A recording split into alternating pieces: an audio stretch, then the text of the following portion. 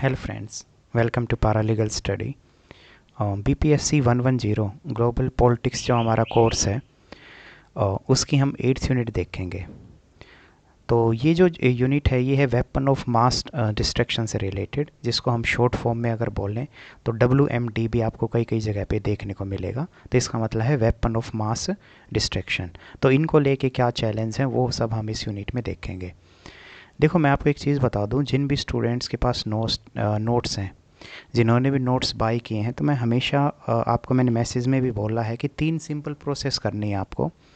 कि सबसे पहले तो आपको लेक्चर ध्यान से सुनना है, एक स्टोरी की तरह, कोई दिमाग नहीं लगाना है। लेक्चर अपना आराम से सुनिए। जैसे आपने लेक्चर सुना उसके बाद आपको जो ये नोट्स मिले हैं, तो ऐसे आप उस नोट्स को एक बार गो थ्रू कर जाइए, उसको रिवाइज़ करिए। और तीसरा जो स्टेप है वो क्या कर सकते हैं कि पूरा, जैसे अगर मैं कहूँ, देखो पूरा आपकी जो इग्नू यूनिट है ना, इग्नू की यूनिट को मैंने यहाँ पे 5 पेजेस में इसके बिल्कुल क्रीम नोट्स आपको बना के दिए हैं। तो पहले आप लेक्चर सुनेंगे, फिर आप इस नोट्स को देखेंगे, फिर बाद में क्या कर सकते हैं, इस पूरे एक पेज का यहाँ पे आपका 2-3 ही पॉइंट निकलेंगे इंपॉर्टेंट, बिल्कुल और क्रीम। ऐसे ही फिर आप सारे मिलाएंगे, तो मैं कह रहा हूँ इन 5 पेजेस का भी फर्दर एक पेज में नोट्स बन जाएगा। तो इसको मैं 3 प्रोसेस में बोलता हूँ, और ये हर स्टूडेंट, बहुत सारे स्टूडेंट ने नोट्स लिए हैं, उन सभी को मैंने ये बोला है कि आपको सिर्फ 3 प्रोसेस फॉलो करनी है। लेक्चर को सुनना है, नोट्स को रिवाइज़ करना है, और फिर इन नोट्स को भी अपना साइड में, जहाँ पे आपको लग रहा है कि यहाँ पे मैं थोड़ा सा अटक रहा हूँ या फिर मुझे अपने हिसाब से थोड़ा कुछ उसमें और छोटा करना है, तो आप उसको कर सकते हैं। अगर आप ये सिंपल प्रोसेस फॉलो करते हैं तो ना तो आपको इग्नू का मटेरियल खोलने की ज़रूरत है, और आप इजीली, आप एग्ज़ाम में आपको बहुत अच्छे से चीज़ें याद आएंगी, इतना मैं आपको गारंटी देता हूँ। और बहुत सारे स्टूडेंट्स जो एग्ज़ाम के बाद मैसेज करते हैं, तो वो खुद अपना एक्सपीरियंस बताते हैं कि इस सिंपल प्रोसेस से उनको कितना ज़्यादा बेनिफिट मिला है। तो प्लीज़ आप उसे करके देखिए। और जिन स्टूडेंट्स ने नोट्स नहीं लिए हैं, तो आप उसको एज ए डेमो के रूप में समझ सकते हैं। तो मैं आपको 8th यूनिट आज हम करेंगे, तो ये नोट्स को लेके ही मैं आपको ये यूनिट्स करा रहा हूँ। तो पहले आप ध्यान से सुने। देखो, अगर इंट्रोडक्शन के ऊपर चलें हम, तो ये जो इंट्रोडक्शन है इसमें 3 इंपॉर्टेंट बातें निकल के आ रही हैं। क्या? कि केमिकल, बायोलॉजिकल, रेडियोलॉजिकल और न्यूक्लियर जो डिवाइसेस हैं, अगर हम बात करें तो इंटरनेशनल जो कम्युनिटी है वो मानती है कि ये सब चीज़ों का यूज़ करना ही गलत है। मीन्स केमिकल, बायोलॉजिकल, रेडियोलॉजिकल और न्यूक्लियर डिवाइसेस का यूज़ नहीं होना चाहिए। और स्पेशली हिरोशिमा और नागासाकी के ऊपर सेकेंड वर्ल्ड वॉर जब हुआ, तो ये जापानी सिटी के नाम है, इनके ऊपर न्यूक्लियर वेपन गिराए गए थे यूएसए के द्वारा। उसके बाद क्या हुआ, फिर से एक मतलब पूरी दुनिया को ये लगा कि नहीं यार, हमें इनको मैनेज करने की ज़रूरत है, इन वेपन्स को।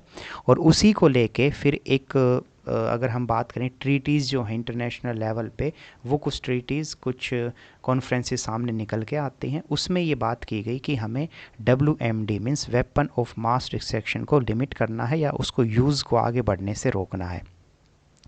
तो ये इंट्रो में हुआ। तो देखो, मैं सिंपल ये कहना चाह रहा हूँ, आपका अब कोई क्वेश्चन आता है, मान लो 10 मार्क्स का या 20 मार्क्स का, अब हो गया, कुछ भी नहीं करना है यार दोस्तों। आपको सिंपल जो मैंने आपको बताया है कि आपने चीज़ें समझ आ गई आपको कि इंट्रोडक्शन में क्या है, नोट्स आपके सामने हैं ही। अब सिंपल यहाँ पे 2-3 लाइनें निकाल लो कि इसमें जो स्टार्टिंग हुई हिरोशिमा नागासाकी के ऊपर, और इंटरनेशनल कम्युनिटी जो है वो WMD जो है उसमें कौन कौन से आएंगे WMD में, तो केमिकल, बायोलॉजिकल, रेडियोलॉजिकल और न्यूक्लियर डिवाइसेस, इनको स्प्रेड को रोकना, इनको कंट्रोल करने की बात है बस। क्योंकि जब आप इतना भी कर लेंगे ना, तो आप एग्ज़ाम के टाइम पे इसको एलिब्रेट कर सकते हैं, मेरा कहने का मतलब ये है। तो ये सिंपल इंट्रोडक्शन हुआ। अब आगे चलते हैं कि अब है कि ये जो वेपन है, वेपन ऑफ मास डिस्ट्रक्शन जो होता है, ये होते क्या हैं भाई। तो सिंपल है, जो WMD जो है ना, ये टर्म यूज़ हुई है वैसे तो 1937 के आसपास। उसके बाद अगर हम बात करें क्या, कि WMD is a term use to describe a weapon with the capacity to indiscriminately kill a large number of living beings. तो सबसे पहले मैंने कहा कि 1937 में इसका यूज़ हुआ, और WMD जो टर्म है ये एक ऐसे वेपन के लिए यूज़ होती है जिसके अंदर कैपेसिटी होती है कि बहुत सारे लार्ज नंबर ऑफ जो लिविंग जो बींग्स हैं उनको एक साथ मारने के अंदर, या मार सकता है ये वेपन्स, इतनी इनके अंदर क्षमता होती है, कैपेसिटी होती है। और ये जो WMD होते हैं, वेपन्स ऑफ मास डिस्ट्रक्शन, ये कई तरीके के हो सकते हैं, जो कि हमने इंट्रो में भी देखा था, nuclear weapon, biological, chemical, radiological weapons, ये सब चीज़ें। अब आगे अगर हम बात करें United nation regional centre for piece and डिसआर्मामेंट in Asia and Africa, जिसकी जो शॉर्ट फॉर्म है वो है UNRSCPD। इसमें क्या बोला गया है, इसमें बोला गया है कि WMDGs जो हैं वो क्या है, constitute A class of weaponry with the potential in a single movement kill millions of, same ऊपर वाली डेफिनेशन को है इसमें कि एक सिंगल अगर हम मूवमेंट के लिए भी इनको यूज़ करते हैं तो मिलियन ऑफ सिविलियंस और नेचुरल इन्वायरमेंट्स जो है वो खतरे में आ सकता है, और इवन फ्यूचर जो जनरेशन वहाँ पे जो जन्म लेगी उनमें भी उनके कॉन्सिक्वेंसेस देखने को मिलेंगे। तो ये WMD की डेफिनेशंस आपको लिखनी है, ठीक है। अब देखो वापस से मैं एक बार फिर से आपको वही सेम बता रहा हूँ। अब आपको कितना इजी पड़ेगा, देखो कुछ भी नहीं है। इग्नू का मटेरियल मैं हमेशा बोलता हूँ, जिन भी स्टूडेंट्स जो स्टूडेंट लेक्चर को सुनते हैं, नोट्स को अच्छे से पढ़ते हैं, उनको इग्नू मटेरियल खोलने तक की भी ज़रूरत नहीं है, और एग्ज़ाम में आपको बहुत कुछ लिखने को आपको चीज़ें याद आएंगी। तो सिंपल आपको इंट्रो मैंने पहले बताया, फिर मैंने आपको बताया कि डेफिनेशंस, और उस डेफिनेशंस में हमने देखा कि किस तरीके से जब जो WMD है वो कितना नुकसानदेही है कॉमन जो सिविलियंस के लिए भी और इन्वायरमेंट के लिए भी। यहाँ तक हो गया। अब आगे चलते हैं। अगर हम बात करें कि जब कोल्ड वॉर का टाइम था, देखो कोल्ड वॉर जो है वो 1960s की घटना है। उस समय USA और जो सोवियत यूनियन, आज का वो रशिया कहलाता है, पहले वो सोवियत यूनियन था। तो कोल्ड वॉर जब चल रहा था USA और सोवियत यूनियन के बीच, तो उस दौरान बहुत लार्ज अमाउंट में, अगर मैं कहूँ, न्यूक्लियर जो बम हैं, वेपन्स जो हैं, वो सब बनाए इन दोनों देशों ने। तो इन इसी को बोलते हैं आर्म रेस। तो कोल्ड वॉर का जो टाइम पीरियड है वो आर्म रेस के रूप में जाना जाता है, कि एक साइड अमेरिका बनाता जा रहा है हथियार, एक साइड जो है सोवियत यूनियन बनाता जा रहा है। आगे अगर हम बात करें कि फिर जब कोल्ड वॉर हुआ, पोस्ट कोल्ड वॉर का मतलब ही है कि 1991 में जाके सोवियत का डिसइंटीग्रेट हो जाता है। उसके बाद अगर हम समझें तो WMDG हैं उसको लेके कंसर्न जो है पूरी दुनिया में जारी होता है, और स्पेशली रोग स्टेट, यहाँ पे देखो ये एक इम्पोर्टेंट टर्म है। रोग स्टेट का मतलब होता है ये वो स्टेट जैसे पाकिस्तान है, आपका ईरान है, इवन नॉर्थ कोरिया है। अब इन जैसे देशों के पास भी न्यूक्लियर वेपन है। तो यहाँ पे ये बोला जाता है कि पोस्ट जो कोल्ड वॉर टाइम पीरियड था उसमें ये लगना, ये महसूस हुआ कि नहीं यार, ये जो अगर रोग स्टेट है, मीन्स ऐसे स्टेट जिनके हाथों में ये न्यूक्लियर वेपन है, तो ये बहुत ज़्यादा तबाही मचा सकते हैं और उसका गलत यूज़ कर सकते हैं। तो ये एक चिंता जाहिर हुई। तो मैंने आपको पहले डेफिनेशन बताया और फिर थोड़ा बताया कि कोल्ड वॉर में जो ये आर्म रेस जो एक चली, तो वो तो सोवियत डिसइंटीग्रेट होने के बाद दोनों के पास, आज रशिया के पास भी अच्छे खासे न्यूक्लियर वेपन है और अमेरिका के पास भी हैं। लेकिन बाद में जो चिंता और ज़्यादा जो बढ़ी वो है रोग स्टेट के कारण। और ये रोग स्टेट फ्रेंड्स, ये वो स्टेट होते हैं जो काफ़ी पिछड़े हुए होते हैं, और ये स्टेट कभी भी उस वेपन का गलत तरीके से भी यूज़ कर सकते हैं। तो ये हमने देखा यहाँ तक। आगे चलते हैं कि जो WMD मैंने ऊपर जो बताया था, जिसमें बायोलॉजिकल वेपन, केमिकल वेपन्स, तो हम देखेंगे कि इनमें अंतर क्या है, डिफरेंस क्या है। देखो बायोलॉजिकल जो वेपन्स है ना, इसका मतलब होता है जब आप कोई भी ऐसे जो टॉक्सिन्स या इन्फेक्टियस जो एजेंट होते हैं, जैसे बैक्टीरिया, वायरस, फंगी, इसको आप जो स्प्रेड करते हैं किसी पर्टिकुलर पॉपुलेशन में, तो उसमें क्या होता है, जैसे कोई प्लेग बीमारी फैला देना, स्मॉल पॉक्स, ये सब जो हैं, ये बायोलॉजिकल वेपन के थ्रू आप किसी भी पॉपुलेशंस में इन बीमारियों को फैला सकते हैं। ये जो है इसको एज ए वेपन के रूप में यूज़ किया गया था फर्स्ट टाइम, कब, इन द US इन 1763 में USA में इसको यूज़ किया गया था, when British officer plan to distribute blanket with smallpox. सोचो, मीन्स जब 1763 में क्या हुआ, ब्रिटिशर ने कंबल बांटे वहाँ पे अमेरिका में, और उन कंबल्स में स्मॉल पॉक्स जो है, तो एज ए बायोलॉजिकल वेपन उसमें ये सब चीज़ें जो है, मैं कहूँ क्योंकि जैसे बैक्टीरिया, कुछ वायरस, कुछ फंगी, इस तरीके की चीज़ें ऐड की गई ताकि स्मॉल पॉक्स जो है वो फैल जाए।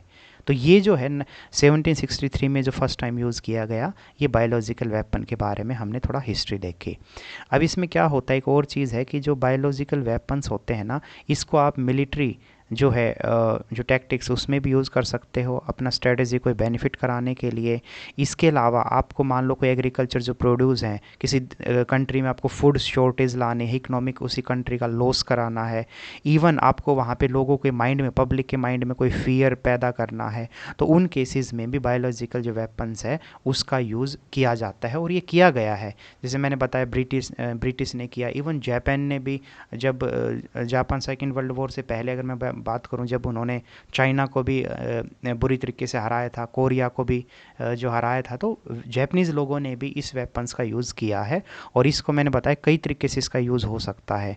आप जो अगली जो कंट्री है उसके एग्रीकल्चर जो प्रोडक्शंस है या उसका जो प्रोड्यूस है उसको ख़राब करने के लिए, इकोनॉमिक फूड शॉर्टेज लाने के लिए, इकोनॉमिक लॉस कराने के लिए, इन्वायरमेंट को डिग्रेड करने के लिए, लोगों में फियर जलाने के लिए, इस तरीके की जो चीज़ें हैं वो बायोलॉजिकल वेपन के थ्रू जो हैं पहले की जाती हैं। बायोलॉजिकल वेपन को लेके फिर बाद में जो कन्वेंशन है वो आई भी, और जिनेवा जो प्रोटोकॉल्स है उसमें भी इसके बारे में बात किया गया। तो ये हमने अच्छे से देखा कि जो बायोलॉजिकल वेपन क्या होते हैं। अब आते हैं फ्रेंड्स केमिकल वेपन क्या होते हैं। तो केमिकल वेपन देखो, ये बोला जाए कि 1000 BC के दौरान अगर हम बात करें तो तब से ही केमिकल वेपन्स का यूज़ किया गया है, और देवर यूज्ड एक्सटेंसिवली। जो world war, first world war या सेकेंड वर्ल्ड वॉर, उसमें भी इसका यूज़ किया गया है। इसमें क्या होता है, जैसे ब्लड एजेंट्स हुए, इसके अलावा आपके टीयर गैस, ये तो बहुत कॉमन है, आपने देखा होगा, पुलिस भी कई बार जब भीड़ इकट्ठी हो जाती है तो उसके ऊपर ये चीज़ें कल चलाती हैं वो। इसके अलावा और भी कुछ अदर केमिकल्स का वो यूज़ करते हैं। इसमें क्या होता है फ्रेंड्स, इसमें देखो अगर कंपेयर टू बायोलॉजिकल के रूप में मैं कंपेयर करूँ तो केमिकल वेपन का जो इफेक्ट होता है वो इमीडिएटली होता है। तो इन दोनों में थोड़ा सा अंतर ये है कि बायोलॉजिकल जो वेपन है उसका रिजल्ट थोड़ा लेट से होगा, लेकिन केमिकल जो वेपन है उसका रिजल्ट तुरंत होगा, एकदम इमीडिएटली। इसमें क्या होता है, जो जहरीले जो गैसें हैं, पॉइजनस जो गैस हैं, ये आप यूज़ जैसे की गई इवन स्पेशली नाजी कैंप्स में जब यहूदियों को मारा गया, तो सेकेंड वर्ल्ड वॉर के दौरान अगर मैं बात करूं तो वहाँ पे भी ये केमिकल वेपन्स का जो यूज़ किया गया। तो सेम जैसे हमने एक कन्वेंशन देखी थी जेनेवा जो प्रोटोकॉल्स और बायोलॉजिकल वेपन कन्वेंशन से रिलेटेड, तो सेम केमिकल वेपन से रिलेटेड भी कन्वेंशन हुई है जिसको केमिकल वेपन कन्वेंशन बोलते हैं। ये 1992 में हुई थी। अब चलते हैं nuclear weapon. Sorry friends. Nuclear जो वेपन है अगर हम बात करें तो इसका मैं आपको स्टार्टिंग में बता चुका कि हिरोशिमा नागासाकी के ऊपर बम जो है वो गिराए गए थे। सॉरी। और इसमें जो है न्यूक्लियर वेपन में भी क्या होता है कि ये एक सबसे जो डेंजरस वेपन माना जाता है, और अगर ये किसी भी सिटी पे डाल दिया जाए तो जो हज़ारों लाखों जो लोग हैं वो मर जाते हैं, या मीन्स मर सकते हैं। और इसके अलावा नेचुरल जो इन्वायरमेंट है, इवन फ्यूचर जनरेशन्स को भी उन चीज़ों का जो नेगेटिव जो अफेक्ट है, तो कैटेस्ट्रोफिक अफेक्ट का मतलब होता है जो नेगेटिव जो उसके कॉन्सिक्वेंसेज है वो आने वाली जनरेशन्स को भी देखने को, उसके अंदर भी देखने को मिलते हैं। तो ये न्यूक्लियर वेपन्स के बारे में हमने देखा। अब आगे चलते हैं कि इंटरनेशनल जो नॉन प्लोरिफिकेशन रिजिम जो है ये क्या है।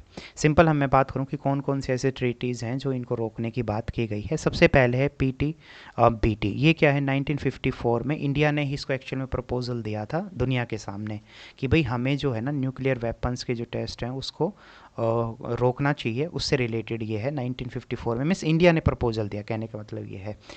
इसमें फिर आगे चल के हम बात करें तो फिर जो पार्शियल टेस्ट बैन ट्रीटी जो है 1963 में, बाद में वो चल के फिर limited test ban treaty LTBT वो बनी। इसमें क्या था, ये मॉस्को में यूनाइटेड स्टेट के द्वारा सोवियत यूनियन और यूनाइटेड किंगडम के द्वारा ये ट्रीटी साइन की गई थी। इसमें ये बोला गया कि आप एटमॉस्फेयर में, आउटर स्पेस में और इवन अंडर वाटर, इन जगह पे आप क्या करेंगे, जो न्यूक्लियर जो टेस्ट है वो प्रोहिबिट होगी, लेकिन अंडरग्राउंड ज़मीन के अंदर आप उसको कर सकते हो।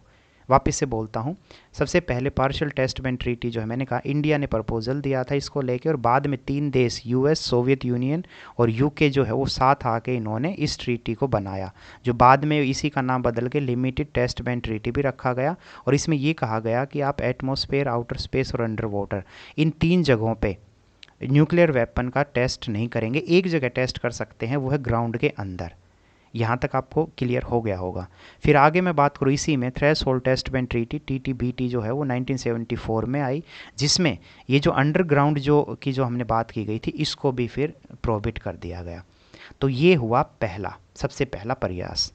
अब आगे चलते हैं, फिर नेक्स्ट है जो फिशिल्स मटेरियल कट ऑफ ट्रीटी। अब इसमें क्या है, एफएमसीटी जो है इसमें इंटरनेशनल एग्रीमेंट है जो ये कहता है कि प्रोहिबिट करेंगे हम, किस चीज़ को प्रोहिबिट करेंगे कि जो न्यूक्लियर वेपन्स होते हैं उसमें स्पेशली यूरेनियम और प्लूटोनियम, ये जो दो जो एलिमेंट्स हैं इनका यूज़ नहीं करेंगे, क्योंकि ये बहुत ज़्यादा डिस्ट्रक्टिव जो है ये होते हैं। तो इनके प्रोडक्शंस पे रोक लगाने की बात की गई एफएमसीटी में। फिर से बोल रहा हूँ, यूरेनियम और प्लूटोनियम, आप ध्यान रखें। इसी में आगे अगर हम बात करें कि FMCT would provide new restrictions, 5 recognised जो न्यूक्लियर वेपन थे जिसमें United State, Russia, UK, France और चाइना, तो इनको रिकॉग्नाइज्ड किया गया। इसके अलावा कुछ 4 नेशन थे जो एनपीटी के मेंबर नहीं है, मीन्स जिन्होंने एनपीटी को साइन नहीं किया। वो हम देखेंगे एनपीटी क्या है, पर उसमें आता है Israel, India, Pakistan and north Korea. Means इनके पास न्यूक्लियर वेपन है लेकिन इन्होंने एनपीटी को साइन नहीं किया है, इनको भी रिकॉग्नाइज्ड किया गया। और इसमें वापस चलता हूँ, एफएमसीटी में जो सबसे ज़्यादा जोर था वो था प्रोहिबिट, किसके प्रोडक्शन के ऊपर, कि आप यूरेनियम और प्लूटोनियम को प्रोड्यूस नहीं करेंगे। तो ये मैंने अब यहाँ तक आपको ट्रीटी बताई। अब चलते हैं एनपीटी ट्रीटी, ये बहुत इंपॉर्टेंट है और इसमें हमेशा एक क्वेश्चन जो है इस तरीके से पूछा जाता है कि इंडिया इसका विरोध क्यों करता है। देखो ये हुआ क्या है फ्रेंड्स, जो treaty of non proliferation of nuclear weapon, जिसको हम एनपीटी ट्रीटी भी बोलते हैं, इसी को शॉर्ट फॉर्म एनपीटी कहते हैं। ये एक इंटरनेशनल ट्रीटी है जो ऑब्जेक्टिव है, जिसका मीन्स मेन ऑब्जेक्टिव है कि न्यूक्लियर वेपन्स के स्प्रेड को रोकना। और इसके अलावा न्यूक्लियर एनर्जी के लिए पीसफुल, मतलब आप जो न्यूक्लियर वेपन है ना या न्यूक्लियर जो है उसका आप एनर्जी बनाने में तो यूज़ कर सकते हो, लेकिन न्यूक्लियर से आप वेपन नहीं बना सकते। ये इसका मेन ऑब्जेक्टिव है एनपीटी का। ये जो ट्रीटी है अगर मैं बात करूँ, ये 1968 में ओपन इसमें सिग्नेचर्स किए गए और ये ट्रीटी जो लागू हुई वो 1970 से हुई। टोटल 191 स्टेट हैं जिन्होंने इस ट्रीटी को ज्वाइन किया है, जिसमें 5 न्यूक्लियर वेपन स्टेट, जो कि हमने देखो ऊपर भी बात की थी, जिनको रिकॉग्नाइज किया गया है NWS। NWS का मतलब ही है न्यूक्लियर वेपन स्टेट। तो उसमें 5 हैं जो US, Russia, United kingdom, France and China. और जिन्होंने एनपीटी को साइन नहीं किया उसमें 4 नेशन हैं। तो इन अलग अलग आप इनको ध्यान रखें कि जो P5 जो हैं जिनके पास वीटो पावर भी है, उनको न्यूक्लियर वेपन स्टेट हैं वो, और वो 5 हैं। और वो स्टेट जो एनपीटी में है, मींस नॉन प्रोलिफिकेशन ट्रीटी पे जिन्होंने साइन नहीं किया है, वो ये हैं Israel, India, Pakistan and north Korea. तो मैंने कहा कि ये जो है ना, इसमें 191 ने स्टेट्स ने इस ट्रीटी को ज्वाइन किया है, जिसमें 5 न्यूक्लियर वेपन स्टेट जो मैंने बताई वो हैं ही। इसके अलावा इसमें इस जो ट्रीटी के तहत एक special international atomic energy agency जो है उसको ये रिस्पॉन्सिबिलिटी दी गई कि आप जो न्यूक्लियर जो है ना उसका यूज़ एनर्जी के लिए यूज़ कर सकते हैं, मीन्स इलेक्ट्रिसिटी को पैदा करने के लिए। बाकी आप वेपन्स को आगे नहीं बढ़ने देंगे, वेपन्स को आप स्प्रेड करने से रोकेंगे, और इवन जो ऐसी कोई टेक्नोलॉजी है जो न्यूक्लियर वेपन को बढ़ा रही है आप उसको भी कंट्रोल करेंगे। ये एनपीटी का मेन ऑब्जेक्टिव मैंने बताया। फिर थोड़ा सा यहाँ पे मैंने इंटरनेशनल एटॉमिक एनर्जी एजेंसीज़ के बारे में लिखा है कि इसका main scientific and technological cooperations पे जोर देता है, specially in the field of nuclear. और सिंपल भाषा में बात करें कि न्यूक्लियर का सेफ़ और सिक्योर और पीसफुल पर्पज़ से न्यूक्लियर जो है उसका यूज़ करना, ये है इंटरनेशनल एटॉमिक एनर्जी एजेंसी का काम। अब यहाँ पे जो मैंने आपको बताया कि जो 4 जो मेंबर हैं जिन्होंने इस ट्रीटी को साइन नहीं किया है, उसमें India, Israel, Pakistan, south Sudan, ठीक है, ये जो है, और इवन जो नॉर्थ कोरिया भी, क्योंकि उसके पास भी अभी न्यूक्लियर वेपन आ गया है, उसको भी आप ऐड कर लें। तो यहाँ पे मैं सबसे बढ़िया जो समझने का है वो है कि इंडिया ने साइन क्यों नहीं किया है, इंडिया का क्या कहना है। देखो इंडिया का कंसर्न ये है कि भाई सबसे पहले चाइना जो है उसके पास वेपन है और पाकिस्तान के पास भी। जब दोनों के पास न्यूक्लियर वेपन है और दोनों हमारे पड़ोस में है और दुश्मन देश है हमारे, तो हम न्यूक्लियर वेपन क्यों ना रखें। सिंपल है, क्योंकि ये जो ट्रीटी है ये तो ऐसे कहती है कि आप आगे से कोई न्यूक्लियर टेस्ट नहीं करेंगे, ना कोई आप न्यूक्लियर जो वेपन्स है उसका आप यूज़ करेंगे, इस तरीके की मीन्स बहुत सारी उसमें रिस्ट्रिक्शन है। तो इंडिया का ये कहना है कि भाई ऐसा नहीं होगा, चाइना ने तो बहुत सारे वेपन्स बना लिए और आप हमें रोक रहे हो, तो ये तो गलत है। सेम इंडिया का कहना है कि पाकिस्तान के पास भी हैं। और दूसरा जो इसका सेंटर पॉइंट आप समझो, इंडिया का ये कहना है कि ये जो P5 हैं, US, China, Russia, Britain, France, कि भाई इनको क्यों स्पेशल छूट दी जा रही है, या तो पूरी दुनिया से न्यूक्लियर वेपन को हटाओ। अब ये तो गजब हो गया। इंडिया का ये कहना है कि 5 जो कंट्री हैं इनके पास तो वेपन हो और बाकी देश को के पास वेपन होना, ये क्या मतलब हुआ? तो इंडिया ये कहता है कि ये जो ये ट्रीटी है ना, ये डिस्क्रिमिनेशन बेस्ड ट्रीटी है। और इंडिया का यही कहना है कि या तो डीन्यूक्लियरलाइज की, मतलब सभी ये 5 जो नेशंस है इनके पास भी पूरा सारा जो न्यूक्लियर वेपन आप ख़त्म करो, और किसी के पास भी वो अधिकार नहीं होना चाहिए, या फिर न्यूक्लियर वेपन जो है वो सभी बनाए फिर। मतलब इंडिया का तो ये कहना है ना, आप ऐसे भेदभाव नहीं कर सकते। तो ये आप पॉइंट ध्यान रखने कि इंडिया ने वो ट्रीटी को साइन क्यों नहीं किया है, क्योंकि ट्रीटी जो है वो डिस्क्रिमिनेशन बेस्ड ट्रीटी मानी जाती है इंडिया के अकॉर्डिंग। अब आगे मैं बात करूँ comprehensive nuclear test ban treaty. तो ये मल्टी जो लेटरल ट्रीटी है, और इसमें हर तरीके का न्यूक्लियर एक्सप्लोजन हुआ, चाहे उसका मिलिट्री पर्पज़, पीसफुल पर्पज़, हर तरीके के पर्पज़ को उसको ख़त्म करना इसका मेन काम है comprehensive nuclear test ban treaty का। ये 1996 में इसमें सिग्नेचर किया गया।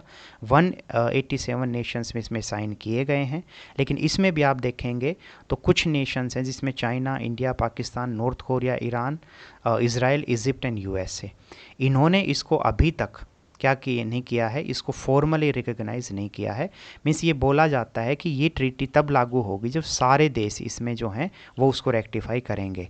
लेकिन अगर मैं यहाँ पे बात करूँ तो हमने कहा कि it is rectified by 44 specified nation. तो 44 मतलब ऐसा लिखा गया था उसमें इस ट्रीटी में कि टोटल 44 ऐसे देशों की लिस्ट है कि उन सभी देशों को इसको रेटिफाइड करना पड़ेगा, इसका मतलब उसको लागू करना होगा। लेकिन उन 44 में जिनके नाम थे, उन 44 में इन 8 देशों ने, China, India, Pakistan, north Korea, Israel, Iran, Egypt and US, उन्होंने उसको रेटिफाई नहीं किया है। तो इसीलिए कंप्रीहेंसिव टेस्ट जो न्यूक्लियर टेस्ट बैंड ट्रीटी, आपसे कोई पूछ ले क्या वो लागू है, तो नहीं जी, अभी लागू नहीं है।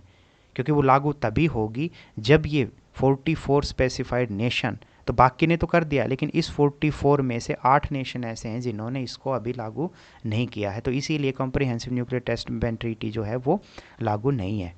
बट हाँ, ये जो मैंने आपको पूरा एक बैकग्राउंड बताया कि कौन कौन सी ऐसे रिजीम जो हैं, कौन सी ऐसी ट्रीटीज़ हुई हैं जो न्यूक्लियर वेपन्स को कंट्रोल की बात करती हैं। तो पार्शियल टेस्ट बैंड ट्रीटी, पीटीबीटी, और फिर जो हमने देखा एफएमसीटी, उसके बाद मैंने एनपीटी के बारे में अच्छे से आपको बताया, और उसके बाद comprehensive nuclear test ban treaty.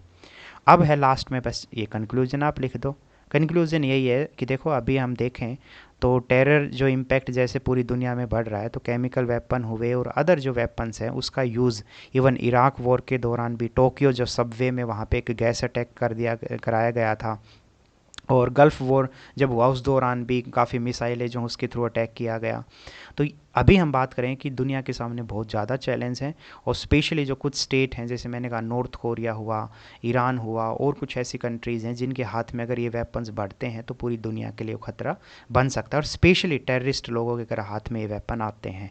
तो यही है कि एक प्रॉपर डिप्लोमेसी डायलॉग्स करके और इनको सभी कंट्रीज़ को साथ लाना होगा। और इंडिया का जो व्यू है कि भाई आप पूरी दुनिया से इस वेपन्स को ख़त्म करने के लिए प्रयास करें, तभी ये चीज़ें होंगी। अगर आप ऐसे डिस्क्रिमिनेशन करेंगे कि कुछ देश जो है वेपन्स रखें, कुछ देश ना रखें, तो फिर ऑब्जेक्टिव फुलफिल नहीं होगा। तो ये है, देखो ये मैंने आपको बहुत अच्छे से समझाया है। तो लेक्चर सुनना है, फिर से बोल रहा हूँ, नोट्स को रिवाइज़ करना है, और थोड़ा बहुत बेसिक अपनी चीज़ें साइड में उतार देना है। अगर इतना करेंगे, एग्ज़ाम में खुद आप मेरी इस चीज़ को महसूस करेंगे कि आपके आंसर कितने बेहतर तरीके से वहाँ पे लिखे जा रहे हैं। तो ये है friends, thank you so much.